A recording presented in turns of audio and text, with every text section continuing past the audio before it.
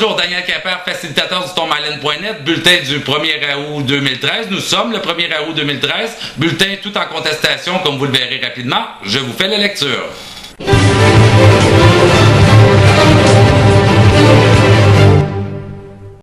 Le verdict est tombé dans l'affaire Bradley Manning. L'ancien militaire américain faisait face à plus de 20 chefs d'accusation, dont celle d'avoir transmis des informations à l'ennemi en vue de l'aider. Accusation la plus grave, mais dont il a été absous par le tribunal militaire installé à Fort Meade, à une trentaine de minutes au sud de Baltimore, dans l'État du Maryland. Bradley Manning a toutefois été reconnu coupable, mais non de collusion avec l'ennemi. Le tribunal a rendu son verdict le mardi 30 juillet dernier et devrait annoncer sa sentence dans la prochaine dizaine.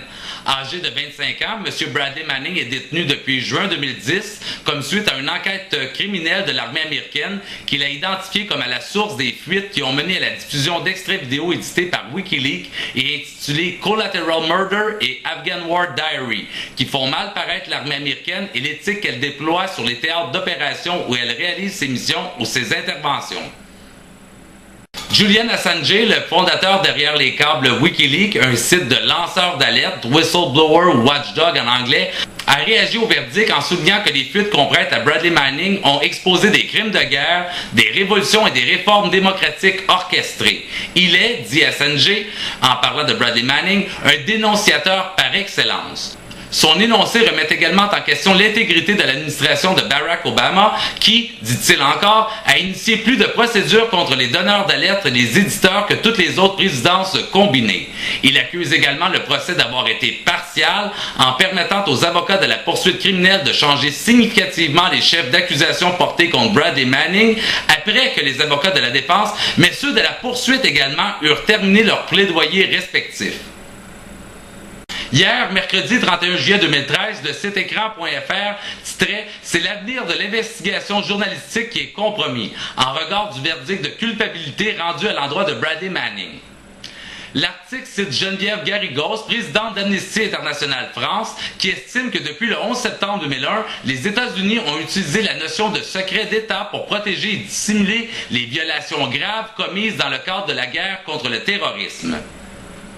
Ironique, un des lecteurs de l'article a publié un commentaire voulant qu'au final, on parle d'un type qui a rompu un contrat moral et légal avec son employeur, qui a lui-même rompu un contrat moral.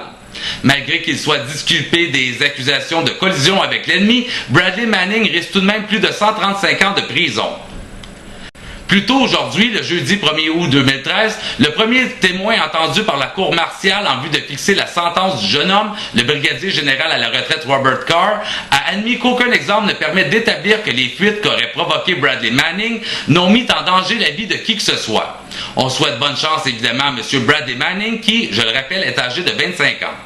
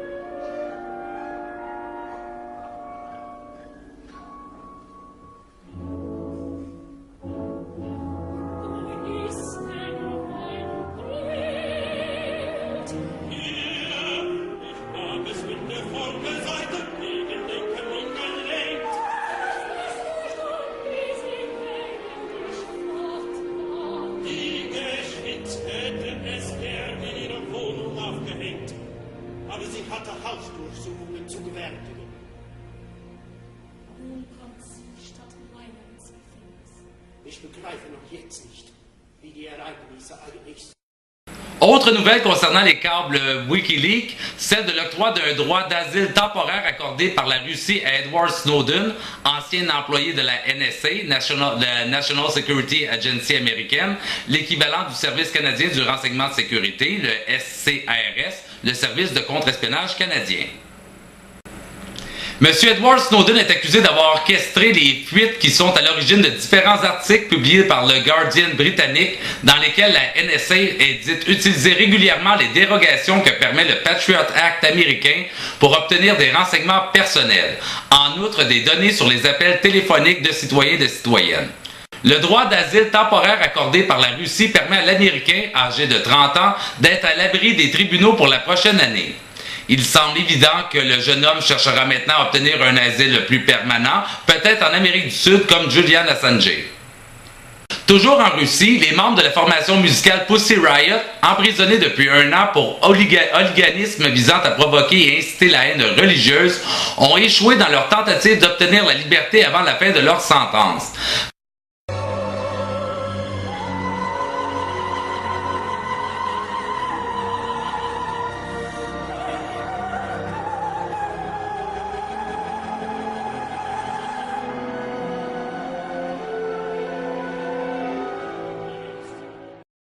Maria Aliokina et Nadesha Toloknikova devraient toutes deux passer encore une année derrière les barreaux d'une cellule avant de pouvoir retrouver la liberté.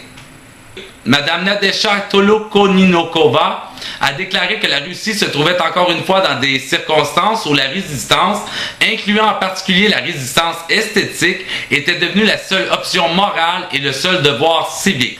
Le style du président Poutine, dit-elle, est conservateur et son esthétique est celle d'une police secrète. Finalement, toujours sous le joug de la résistance ou de la contestation, aujourd'hui, 1er août 2013, marque le premier anniversaire de la Convergence nationale des étudiants américains. L'année dernière, il et elles avaient convergé vers Columbus, en Ohio, pour échanger des tactiques et créer un mouvement estudiantin. Cette année, c'est la ville de Madison, au Wisconsin, qui accueille cette deuxième grande messe du pouvoir étudiant.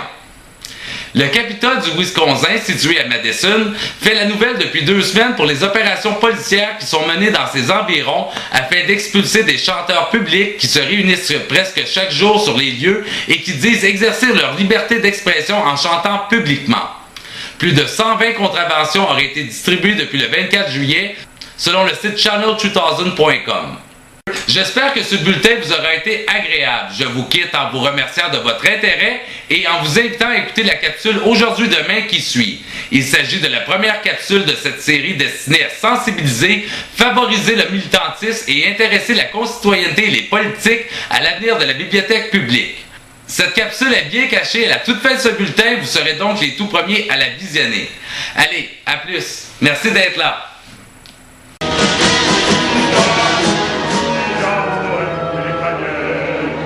Bonjour, merci et bienvenue à cette première capsule Aujourd'hui-Demain, support supplémentaire, vous l'aurez deviné, de notre réflexion sur l'avenir de la bibliothèque publique Horizon 17, mais aussi sur d'autres réflexions, d'autres idées sur le futur de la bibliothèque publique. Horizon 17, c'est la rubrique sous laquelle le tourmalène.net publie des contenus originaux pour alimenter sa réflexion sur l'avenir de la bibliothèque publique, cette très belle institution. Le 17, vous l'aurez peut-être deviné, fait référence à l'année 2017. C'est dans 3 ou 4 ans, selon que l'on compte les mois ou pas. 2017, c'est bientôt. Il y a urgence de procéder. Il y a urgence également de débattre. C'est ce qui distingue la réflexion que nous menons de d'autres réflexions sur cet important enjeu. Vous découvrirez rapidement qu'en s'intéressant à l'avenir de la bibliothèque publique, on ne s'échappe pas de questionner l'ensemble de l'appareillage institutionnel de notre démocratie libérale et qu'on ne s'échappe pas non plus de regretter de ne pas en avoir demandé plus ou encore plus à nos administrations publiques. Je vous entends déjà peut-être dire qu'il aurait sans doute fallu investir plus d'argent ici et là, mais qu'il fallait faire des choix. Sans rejeter vos arguments, je vous invite à travers les capsules Aujourd'hui-Demain à considérer la bibliothèque comme un haut lieu de culture, un haut lieu du domaine des idées, un haut lieu de la créativité humaine, un grand chapiteau sous lequel se célèbre l'imagination comme une ressource non renouvelable. Notre créativité, c'est notre or, c'est nos diamants, c'est notre pétrole. Et c'est à nous d'exploiter cette précieuse ressource adéquatement. En outre, afin qu'elle ne devienne jamais, au grand jamais, comme ces richesses que nous mentionnons précédemment, une de ces ressources non renouvelables comme le pétrole.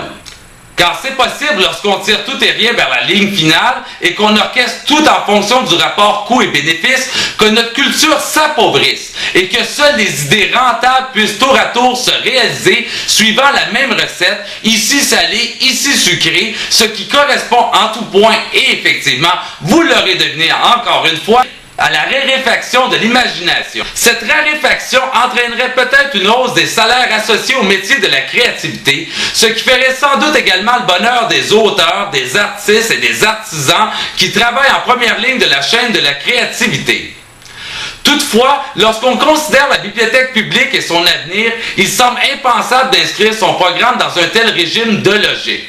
Alors, c'est à vous, c'est à moi, c'est à nous de nous retroucher les manches et de ne pas seulement débattre de l'avenir de la bibliothèque publique en société capitaliste avancée, mais également de trouver des idées qui assureront à celle-ci une place dorée, tant dans l'appareillage institutionnel que dans le domaine des idées. La bibliothèque chante au fort de la culture, moi j'en suis.